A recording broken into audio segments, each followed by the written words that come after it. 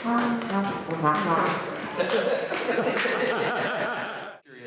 how many people we have here who speak Spanish as either their first or second language. Okay, this is for you. This is called Senor Blues, and it's by Horace Silva, or Horace Silver, as he became later known. I'd like to ask another question. I'd like to ask how many of you have maybe 1 or 2 or 3 gray hairs? Possibly. This is also for you because we can also think of it as senior blues.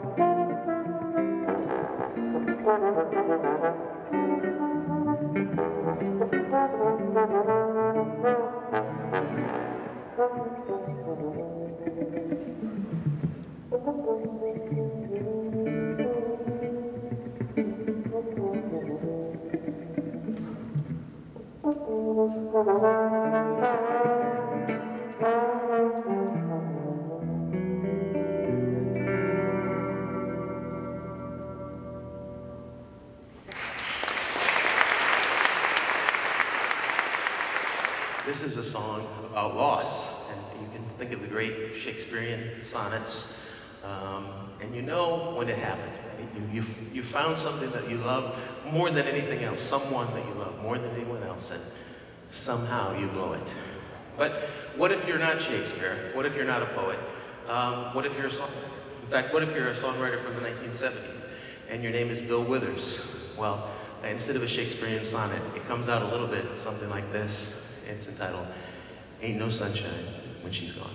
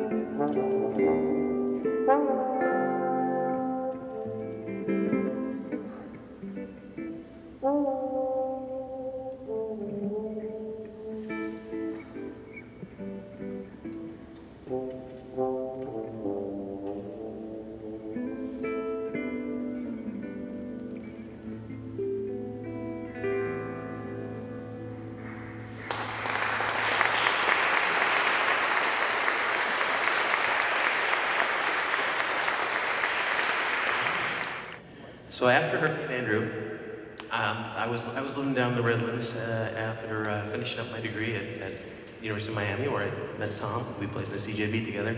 And I took a job at Kendall campus, and I moved down to the Redlands. You know, that'd be a nice place, a nice commute. I don't have to worry about the traffic. Little did I know that there was the traffic in the form of Hurricane Andrew coming my way. So luckily, I got out of town. Probably many of you were touched by Hurricane Andrew, and I found myself about 4 months later living out in the middle of the Everglades. If you drive over 41 to Naples, there's this big beer can that they painted into a Coke can.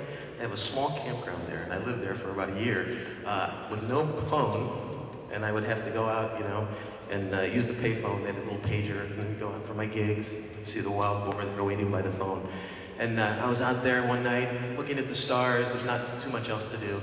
And I heard on the radio, Stevie Wonder is coming to the Night Center in Miami. And I said, wow, Lord, I said, if there's any way I could possibly play with Stevie Wonder, that would be just the best thing ever. And of course, I didn't expect it. I got my little pager, you know, and I made it by the wild boar somehow, and I called back, and sure enough, Stevie Wonder came to town, and they hired one brass player from Miami, and I got to play. I was very, very lucky, and that was the most exciting concert I played. I played with other musical heroes of mine, but Stevie Wonder lit up the audience like nothing I've ever seen. And depending on the era and the decade, different parts of the audience would just go absolutely insane, depending on the song. So this is our tribute to the great Stevie Wonder, fantastic composer, singer, piano player, and harmonic player, who was tremendously influential in jazz saxophone, believe it or not, alto sax. This is I Wish.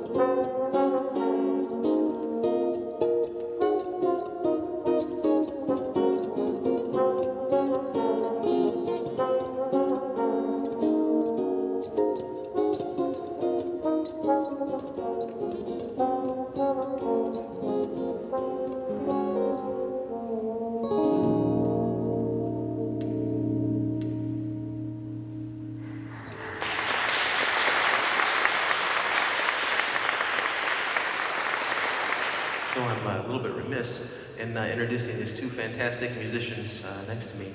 The featured soloists of duo Brubeck. Sometimes Tom and I appear, and sometimes Mitch and I appear. And this is one of the most extraordinary, hard bobbing, can I say that? Latin jazzing, bluesing, grooving guitarists in Miami. This is Mr. Mitch Farber.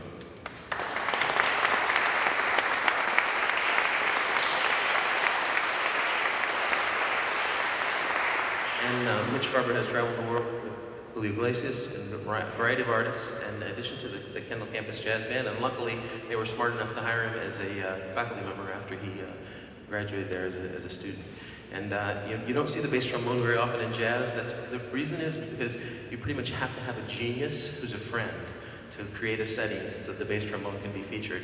And George Roberts, the guy who played for Frank Sinatra, had Nelson Riddle was one of his neighbors, and I have Tom Lippincott, a fantastic genius of the guitar. So this is Tom.